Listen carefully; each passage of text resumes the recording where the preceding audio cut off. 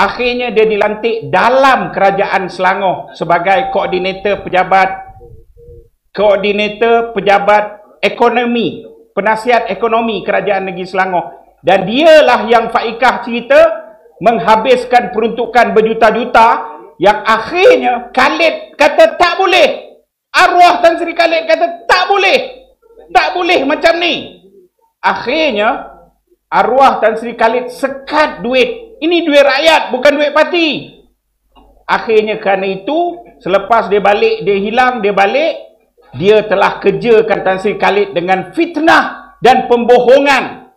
Saya tengok ramai orang politik, tapi saya nak bagi tahu antara putera terbaik orang politik bangsa ini, saudara, ialah arwah Tan Sri Khalid. Akhirnya mengakhirkan hayatnya dengan bebanan fitnah dan dikerjakan oleh manusia seperti Rafizi dan Saifuddin Nasution.